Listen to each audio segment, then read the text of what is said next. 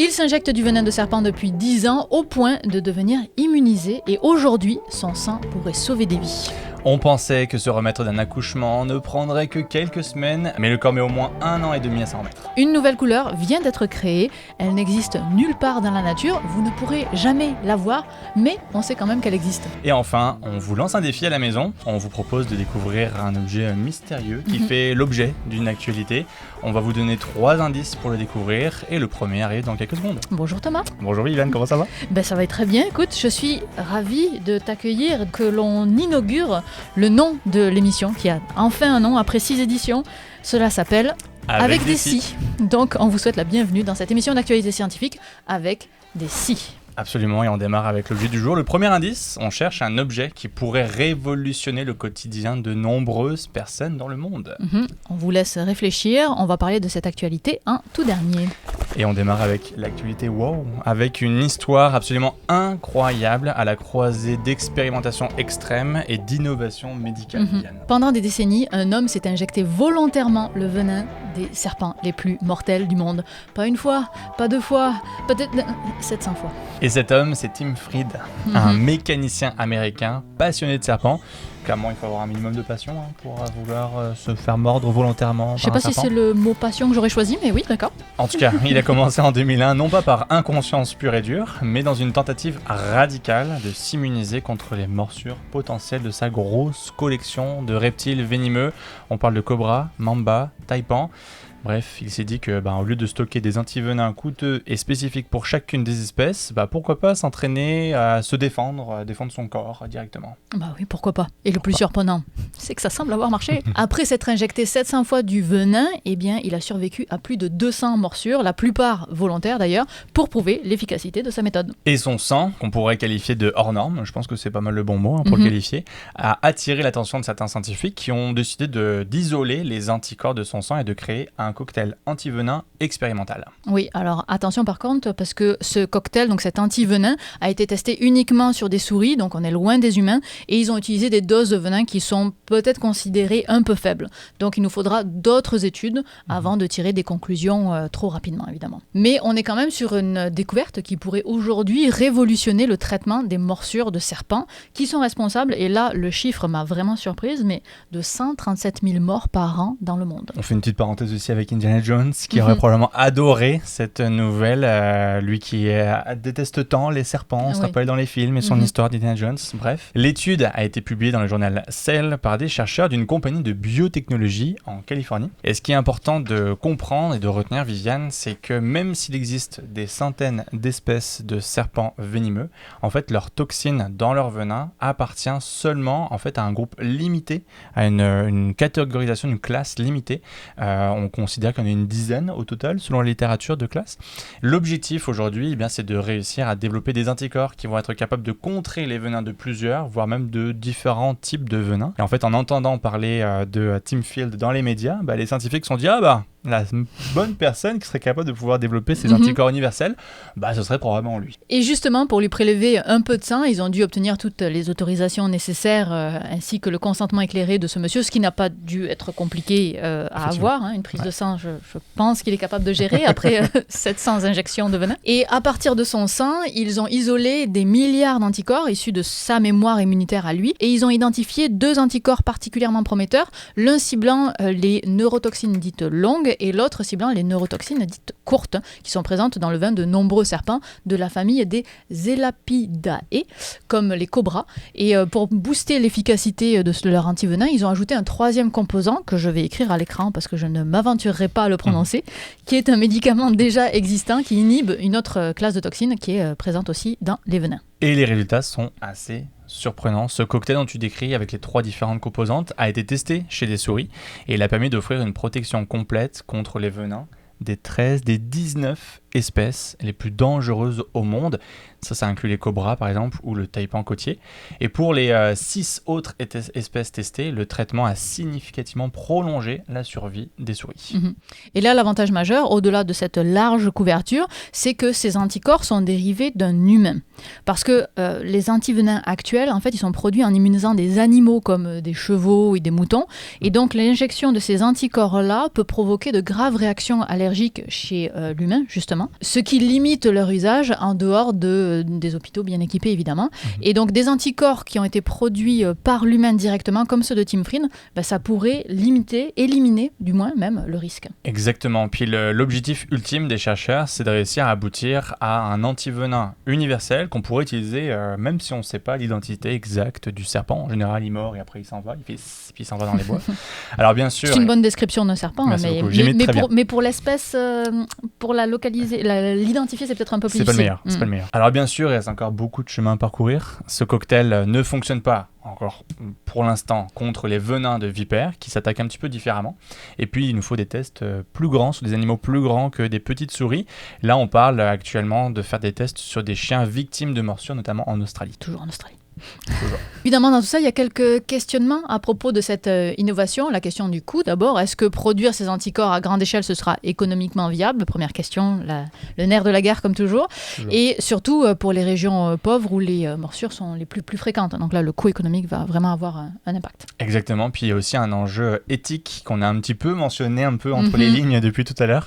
Ça fait grincer des dents, en fait, certaines personnes de la communauté scientifique, parce que utiliser les résultats d'une auto-expérimentation aussi dangereuse, même si les chercheurs n'y ont pas participé activement, ça soulève beaucoup de questions. Certains craignent que ça va inspirer d'autres personnes à faire également des expériences au nom de la science, mais bon, voilà, c'est à vous de juger le côté éthique de cette recherche. Toujours est-il que Tim Fried décourage de vivre ça et de faire la même chose, de le prendre comme exemple. Il le dit dans les médias, faites attention à ce que vous faites. Oui, parce que c'est pas comme ça qu'on fait de la science aujourd'hui en 2025. Honnêtement, moi, ça me fait beaucoup penser à des études qui ont 50, 70 ans, où il y avait des chercheurs qui s'auto-infligeaient des choses pour découvrir de la science, on va dire. En 2025, c'est plus comme ça qu'on fait de la science, donc c'est vraiment... Ne faites pas ça à la maison, que ce soit avec du venin ou avec d'autres choses. La science est plus protocolaire que ça aujourd'hui. Absolument, et des protocoles éthiques qui sont bien intenses à remplir. Bien touffus. Dès qu'on fait un peu d'expérimentation animale, c'est toujours... Ou humaine. Ou humaine, absolument. Des protocoles éthiques qui sont plus intenses. À juste titre d'ailleurs, comme tu dis, à 70 ans, c'est pas tout à fait le cas. C'est une bonne chose. Exactement. On vous rappelle que cette émission est soutenue par vous et uniquement par vous, pour l'instant en tout cas. Donc on compte sur vous pour nous aider à faire perdurer cette émission le plus longtemps possible. Donc on vous met le lien vers la plateforme KissKissBankBank en description. Et si jamais vous ne pouvez pas participer, vous ne pouvez pas donner, eh bien partagez l'émission. Le nombre de vues est vraiment un critère fondamental pour arriver à faire financer une émission comme celle-ci. Donc on compte sur vous, que ce soit via des dons financiers ou via le partage de l'émission. C'est vraiment important. Donc on vous remercie d'avance pour votre aide. Merci. Et on enchaîne toujours avec notre objet du jour. Je vous rappelle, le premier indice, on parle d'un objet révolutionnaire. Le deuxième indice maintenant, grâce à l'intelligence artificielle, encore elle, l'objet est capable de mieux analyser l'environnement qui entoure l'utilisateur de cet objet. Tu crois qu'on fera un jour une actualité où il n'y a pas d'intelligence artificielle dedans? Je sais pas, on pourrait mettre un tampon certifié sans IA, genre.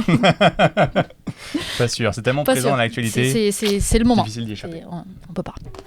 Prochaine actualité, c'est cool, mais on s'emballe pas. On va partir au cœur d'une immense étude qui redéfinit notre compréhension de ce que le corps endure et comment il se transforme après une grossesse. Combien de temps faut-il au corps humain pour se remettre d'une grossesse et d'un accouchement? Alors on entend souvent parler du 4e trimestre, donc de 3 mois supplémentaires nécessaires pour revenir à la normale après l'accouchement. Ouais, mais il semblerait que ce soit un petit peu trop optimiste. Selon en tout cas cette étude-là qui a analysé des données de 300 000 femmes, c'est énorme comme nombre. Et ils les ont suivis, ces femmes-là, de 4 mois et demi avant la conception jusqu'à 18 mois et demi après l'accouchement. Donc vraiment un long suivi sur une grosse quantité d'individus. Oui, tout à fait. Et ils ont fait 76 tests de laboratoire hebdomadaires, comme le cholestérol, les cellules immunitaires, les globules rouges, l'inflammation, la santé du foie, des reins, le métabolisme, etc., etc. Et les chercheurs ont regardé l'évolution de chacun de ces tests au cours du temps. Et ils ont déterminé pour chacun d'entre eux au bout de combien de temps ils revenaient aux valeurs initiales, c'est-à-dire celles avant la conception. Et les résultats sont frappants. 1 mois après l'accouchement, 47% des indicateurs se sont stabilisés à des valeurs proches d'avant la conception. Alors, ce qui est assez rapide, mais 41% des facteurs ont mis plus de 3 mois à se stabiliser. Et le cholestérol, lui, a mis environ 6 mois à se stabiliser. Un indicateur de la santé osseuse et hépatique a mis 1 an. Et la récupération est donc bien plus longue qu'on ne le pense. Et pire que que ça, certains facteurs comme par exemple les marqueurs d'inflammation, le fer, la quantité d'hémoglobine dans le sang ne sont jamais revenus à la normale, même après 18 mois postpartum, au moment en fait où l'étude s'est arrêtée. Cela dit, pour les derniers facteurs qui ne sont pas revenus à la normale, là on ne sait pas si ça vient de la grossesse et de l'accouchement ou bien des changements de vie liés à une réorganisation de la vie autour d'un bébé, le stress, le manque de sommeil ou une simple réorganisation de la vie, ça on ne sait pas. Ce qui est tentant avec cette étude aussi complète, c'est qu'on a envie de regarder pour soi. Alors moi j'ai des problèmes de cholestérol, je suis à 6 mois postpartum, est-ce que ce serait à cause de ça, etc. Je sais parce que moi je suis toujours dans la période des 18 mois, donc ça me démange d'aller voir et de me dire non. Non. On fait pas ça, Viviane. Pourquoi ? Parce que c'est une étude avec une méthodologie un peu particulière. C'est une analyse dite croisée. Cross-sectional studies, ça s'appelle en anglais, pour ceux qui voudraient aller investiguer. En fait, pour des raisons éthiques, l'étude a utilisé des données anonymisées provenant du plus grand fournisseur de soins de santé en Israël. Et c'est une bonne chose d'avoir une taille, ça permet d'avoir une taille d'échantillon hyper intéressante. Mais ça signifie aussi qu'on analyse des dynamiques d'une population, donc ça veut dire des moyennes, et non du cas par cas. Donc ça veut dire qu'on est capable de trouver des corrélations, mais pas des causalités. Ce qui n'est pas tout à fait la même chose. Non. Ce que cette étude vient démontrer, c'est vraiment l'ampleur des altérations dynamiques que la grossesse et l'accouchement viennent imposer à de multiples systèmes physiologiques. On parle cardiovasculaire, respiratoire, rénal, gastro-intestinal, squelettique, métabolique, endocrinien, immunitaire. Bref, j'ai l'impression que d'avoir tout cité les systèmes possibles dans un corps, j'ai l'impression. Je ne sais pas ce qui manque là. Bref, tout est profondément affecté. Et ça ne surprendra pas grand monde, non, en absolument. réalité, non. Ouais. Et cette étude, en fait, ça ouvre la porte à une succession de futures études pour dire, regardez, on a vu qu'il y avait un truc au niveau du cholestérol ou de je ne sais quel autre facteur. Ce serait peut-être intéressant d'aller pousser la chose et d'essayer de trouver cette fois-ci s'il y a réellement une causalité. Mais la force de cette étude-là, c'est vraiment le nombre d'individus qui ont été 300 000 personnes, c'est avec énorme. un suivi longtemps avant, relativement longtemps aussi après. Évidemment, chaque étude doit s'arrêter au bout d'un moment quand même, là, mais avoir autant d'informations comme ça, c'est vrai que c'est un bon point de départ. Majeur, tout à fait. Majeur. À suivre. Et on revient sur notre objet du jour de cette émission. Je vous rappelle le premier indice, un objet révolutionnaire. Deuxième indice, grâce à l'IA, l'objet est capable de mieux analyser l'environnement qui entoure l'utilisateur de cet objet. Et le troisième indice, les chercheurs parlent d'un objet capable de, je cite, remplacer partiellement les yeux. Ça chauffe là. Ça chauffe. Là. Je pense qu'on commence à pouvoir deviner de quoi il s'agit. Un objet, bon voilà, en tout cas. Dites-nous dans les commentaires si vous l'avez. Et on enchaîne avec la troisième actualité, une actualité qui nous a vraiment surpris. On parle d'une nouvelle couleur qui aurait été découverte, Viviane. Oui, tout à fait. Nous pouvons désormais tromper nos yeux pour leur faire voir l'invisible. Imaginez une couleur, un bleu-vert d'une intensité, d'une saturation si vive qu'elle dépasse tout ce que notre œil peut normalement percevoir dans la nature. 5 personnes ont vécu cette expérience et ont été capables de voir une couleur si intense qu'elle est décrite comme hors norme. Elle a été baptisée holo. Et nous ne pourrons a priori jamais voir cette couleur nous-mêmes parce qu'elle a été produite dans des conditions très particulières. Ouais, et les scientifiques ont envoyé des lasers dans les yeux des participants. Alors ce sont des lasers très contrôlés, dans des conditions très particulières, qui éblouissent évidemment pas et qui ne font pas mal. L'idée ici, c'était d'exciter une partie très très spécifique de notre œil. En fait, dans notre œil, dans la rétine, nous avons des cellules qui sont spécialisées qu'on appelle des cônes. Les cônes S pour le bleu, les cônes L pour le rouge, et entre les deux, on a les cônes M qui, eux, vont réagir avec une couleur qui va être un peu plus verdâtre. Chaque couleur que nous percevons est en fait le résultat d'un mélange spécifique de l'activation de ces 3 types de cônes. C'est un signal qui est unique que notre cerveau va interpréter. Le truc, c'est que les spectres de sensibilité de ces cônes se chevauchent. Par exemple, une chose qui va être considérée comme étant bleu-vert, eh bien la lumière va activer à la fois les cônes M vert, les cônes S bleu et éventuellement les cônes rouges qui seraient voisins. Il est naturellement impossible de stimuler uniquement les cônes M sans toucher les autres. Alors là, tu as dit un mot-clé important, là tu as dit naturellement. Absolument. Mais avec des lasers bien calibrés. Et avec une condition expérimentale bien particulière et un dispositif expérimental très sophistiqué qu'on a baptisé OSE. Et en fait, ça fait l'objet d'une publication dans la revue Science Advances. C'est un système qui utilise des lasers extrêmement précis, couplés à une technologie de suivi de mouvements oculaires. Ils ont d'abord réussi à cartographier la rétine des participants pour savoir où se trouvait le positionnement de tous ces cônes, de tous ces types de cônes. Et ensuite, en faisant le suivi oculaire, ils ont pu viser et envoyer des microdoses de lumière laser spécifiquement sur les cônes M, en évitant autant que possible, en essayant de passer entre les mailles du filet, les S et les L sur une petite zone de la rétine contenant environ 1000 cônes. Et c'est cette stimulation ciblée et groupée des cônes M qui a créé cette nouvelle couleur baptisée holo. Alors, à quoi est-ce que ça ressemble ? Les participants l'ont décrite comme un bleu-vert, comme on l'a dit, une sorte de couleur sarcelle, mais avec une intensité ou une saturation bien au-delà de tout ce qu'on connaît. Et un des chercheurs qui a aussi vécu l'expérience d'ailleurs a dit que c'était très brillant et difficile à décrire, ça ne nous donne pas beaucoup d'informations, mais pour vérifier que ce n'était pas juste une impression subjective, les chercheurs ont demandé aux participants de comparer le holo à un nuancier de couleurs standard. Et là, impossible de trouver une correspondance exacte puisque les couleurs du nuancier, elles activent tous les cônes dans notre rétine.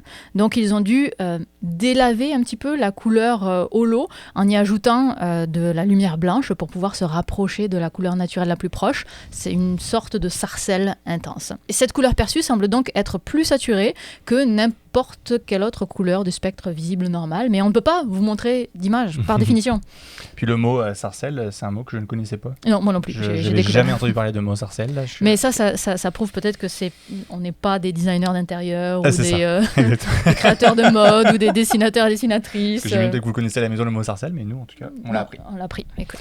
Alors, c'est pas la première fois qu'on stimule les cônes de manière individuelle, mais en tout cas, c'est la première fois qu'on le fait sur une zone qui est suffisamment large pour vraiment modifier la perception et trouver que telle une nouvelle couleur pourrait en tout cas être vue.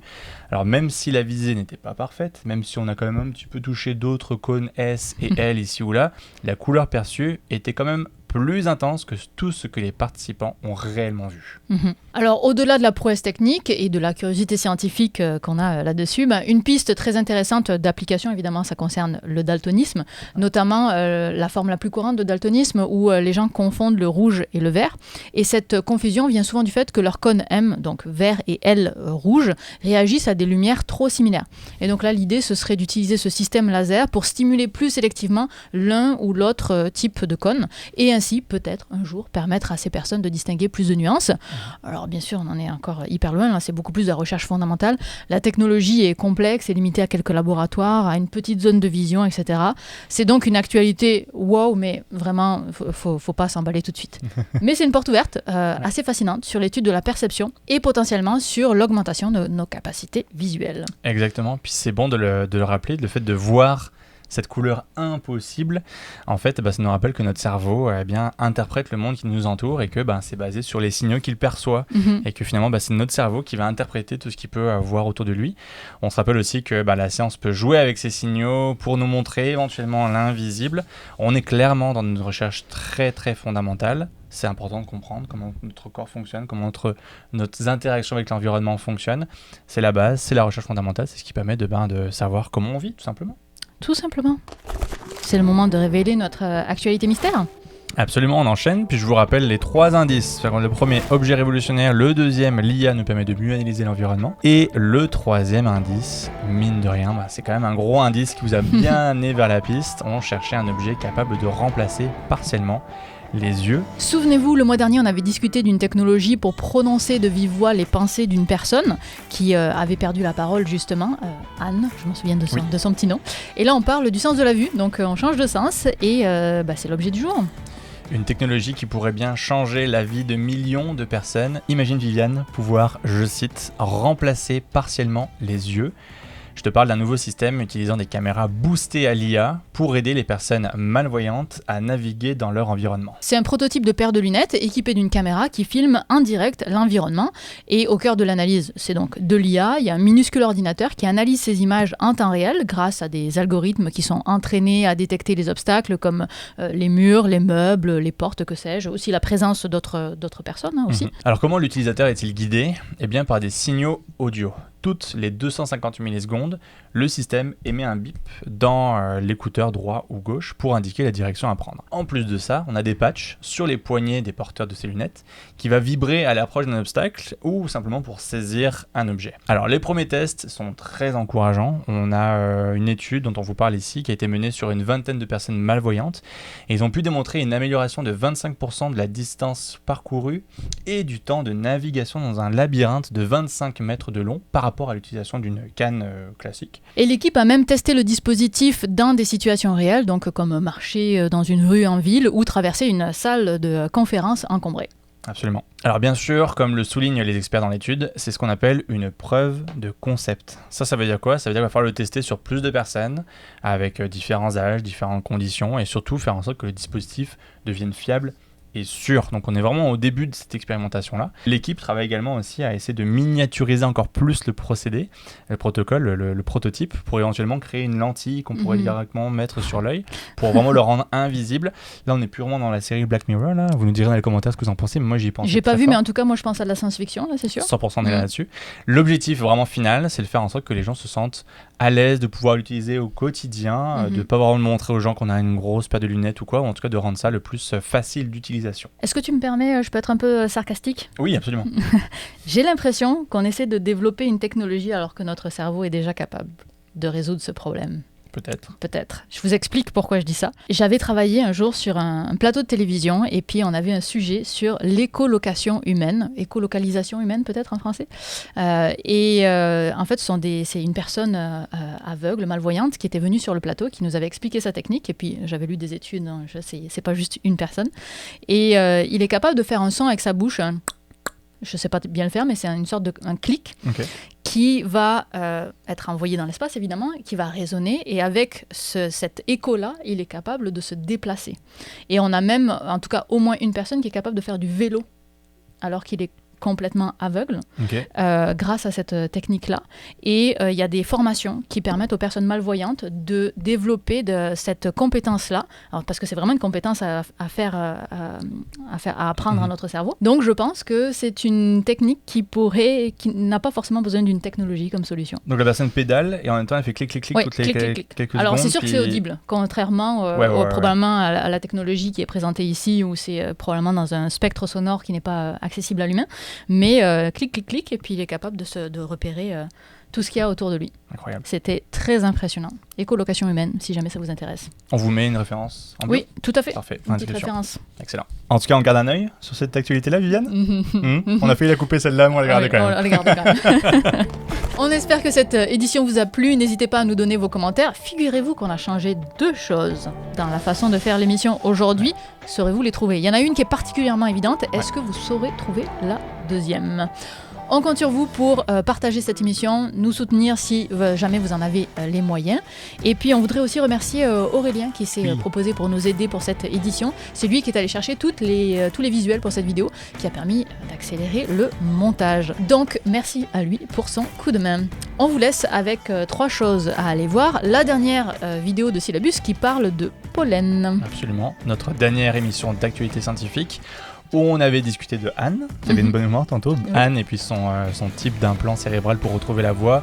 On avait aussi discuté d'un arbre qui est capable d'utiliser la foudre pour prospérer, de Sharktopus, avec une belle image qu'on vous avait montrée, et puis d'ADN dans les mains d'une compagnie privée. La suite, d'ailleurs, on vous tiendra au courant de la suite de cette histoire-là. Oui, au moment où on tourne, c'est pas encore résolu, mais ce sera pour la prochaine news, j'imagine. Pour le prochain avec des si, par contre. Avec des si, oui. Il faut pas utiliser nos mots news, c'est le prochain avec des si. On a un an d'émission, on l'utilise.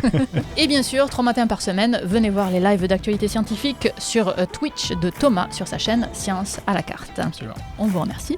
Dites-nous dans les commentaires quelle actu vous a le plus marqué, et on vous écoute et on se retrouve le mois prochain. Bye bye. Bye.